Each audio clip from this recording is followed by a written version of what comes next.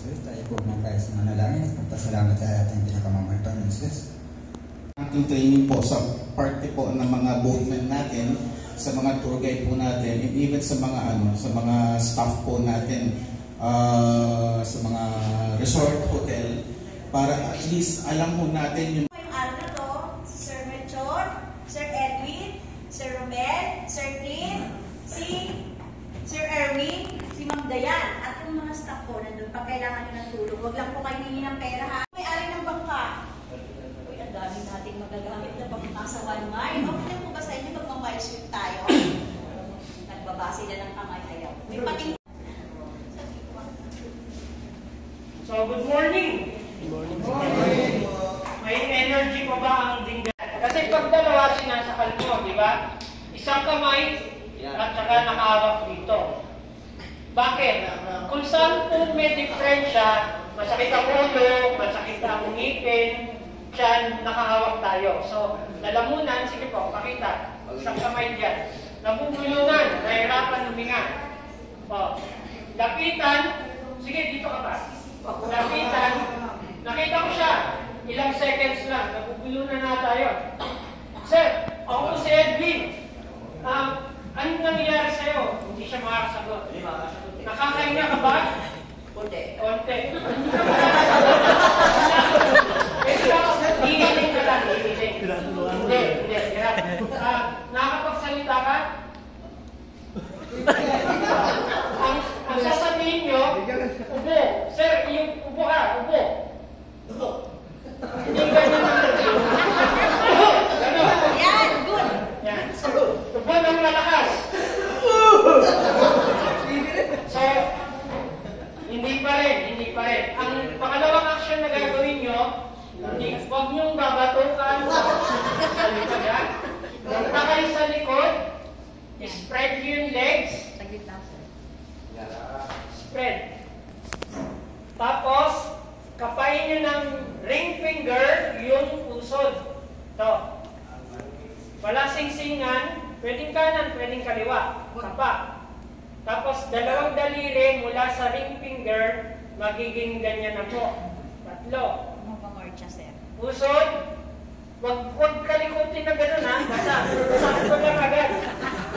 O, dito, tansyahan. Pusod. Walang marcha.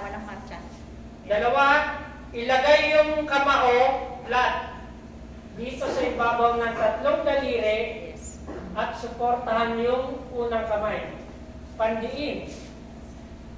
Pakita lang. Yes. Diin, papasok, paangat. Yan yung Heimlich maneuver or ang tawag natin abdominal thrust. Abdomen. Diin, paangat, ganyan. Mas malaki, ito po, halimbawa, malaki, hindi abot. Malaki. Chest thrust ang tawag. Armpit level, armpit, kilikili. Dito rin yung fist, dito ang bayo. Chest. Chest ko ang bayo, hindi sa tiyan. Kasi malaki ang tiyan, o kaya buntis. Hindi po natin didiinan dun sa sikmura. So, chest naman po ang pagbayo. Ilan? 10. 1, 2, 3, 4, 5, 6, 7, 8, 9, 10. Malalakas po yun, ha? Hanggang sa makompress yung hangin na na-trap. Yun po ang paglalabas doon. Pagbabae po. Pagbabae, support po ng braso yung pinoproteksyonan niya. Huwag po niyong ipasok. Huwag sa kiligili kasi maano na po yung bene niya. So nakabagsak lang yung kamay, dito kayo mag-aakap. Dito, ha? Pag abdominal, balik tayo sa abdominal thrust. Ang abdominal thrust, diyan ka muna. Ito po yung tandaan nyo. Heimlich maneuver or ang tawag doon ay abdominal thrust. Sa exam. Ilang beses na pagdiin? 10. 6 hanggang 10. So ulit, may malay pa siya, hindi pa siya nabubuwal. Nakahawak sa leeg. Sabi ko, umubo, hindi natanggal. Bawal yung gaganunin sa bato o kung saan. punta sa likod, kapa sa puso, dalawang daliri, magkakalinya, lagay ang fist, close, dito sa ibabaw ng tatlong daliri. Ito na yung sikmura. Mataas siya ng tatlong daliri mula sa puso o dalawa dito. Ito yung sikmura natin. Pwede nyo siyang bigwasan. Sikmurahan. Pero, hindi po, maano tayo ng physical injury. Kaya sa medical practice, hindi po sinusuntok ng ganito, kamao. Ito po ang tatama sa muscle niya, abdomen. Ito po ang didiin. So, yun po. Pero may sukat. Opo, ito po, susukatin para, kasi kapag napataas po ang sukat natin, may butong maliit na tatamaan dito. Masakit yun. Pag masyado mababa, mintis po tayo sa sikmura. So, may sukat. Ito po, ito. Ring finger, tapos dalawa, tapos dito sa ibabaw. Oo, itong pagkapa natin, wala singsingan. Sikmura na lang, sir. Sikmura. Sikmura. Sikmura. Ito. Yun doon. So, diin. Papasok palabas. Ilan ulit? 6 to 10. O, 10. Pwedeng nakakalima ka pa lang o 7, Ay, matay. maano na siya, mailuwa niya o kaya mahimatay. Kasi hindi mo na-action na agad. So, pupunta tayo sa walang malay.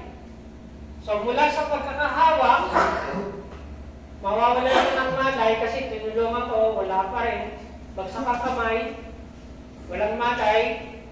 Bakit nandito ang kamay nyo at nakatukod tayo sa likod? Para pag bumagsak. So, paano yun? I-clip nyo yung braso nyo, clip dito sa kanya, sa katawan. Tulog yun. Tapos, unti-unti nyo siyang, walang malay sara, Walang malay daw, sir. atras. Sige. Okay lang, sir.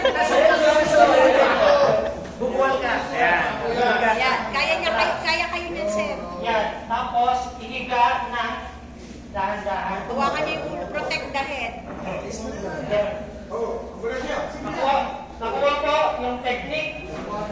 Pupuntahan sa likod, alalay, paatras, hanggang mahiga. Ngayon, ang next natin, wala na siyang malay, tutulungan pa rin natin. Ano naman? Abdominal thrust. 10 rin. Una, may malay nakatayo, sikmura, abdominal thrust. Ngayon, walang malay, nabuwal, chest thrust ang tawag. 10. 1, 2, 3, 4, 5, 6, 7, 8, 9, 10. Iba.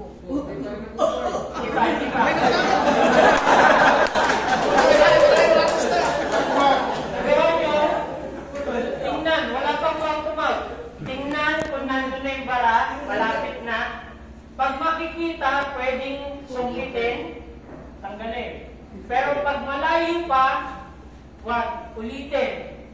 Kasi malayo, pag sungkit nyo, pwedeng pumasok ulit.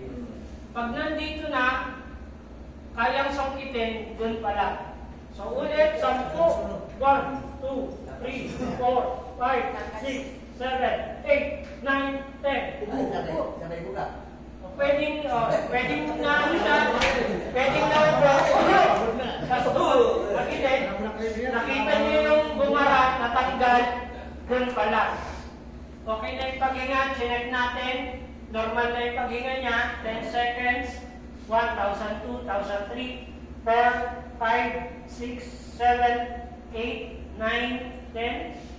Okay, nakakahinga, itatagilid kita, sir. Ako na. Sa pagtagilid, pwedeng palayo. Kunin ang kamay, okay, sa pakyat, then sa dibdib. Kunin ang paa, i-cross. Sir, itatagilid kita. Pwede siyang nakatukod na, suka, himas lang sa likod. Buhay na! Artist ka yan! Buhay na! Sige, sir. Ayaw.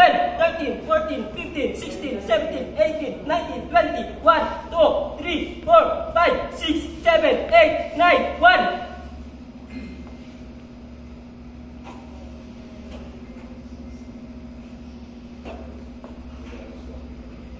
1, 2, 3, 4, 5, 6, 7, 8, 9, 10, 11, 12, 13, 14, 15, 16, 17, 18, 19, 20, 1, 2, 3, 4, 5, 6, 7, 8, 9, 2.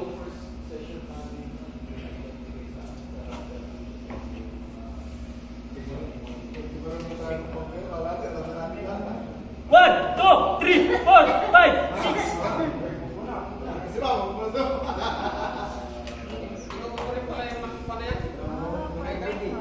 Yes. Perfect. Lupit mo talaga. Padalo na natin yan. Bigyan ng jacket ka.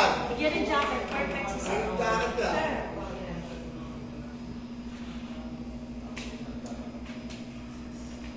Number 6 po. Sir Edward. Nakapag-training na ng wasar. Taas kamay. Sige, huwag kayo mahiya. Wasar. Single S. Ang title naman natin ngayon ay WASARD Double S. WASARD. So, meaning water safety, survival, and rescue. Okay? So, ito po ay physical. Physical ito. Languyan, exercise, takbuhan, agility, no?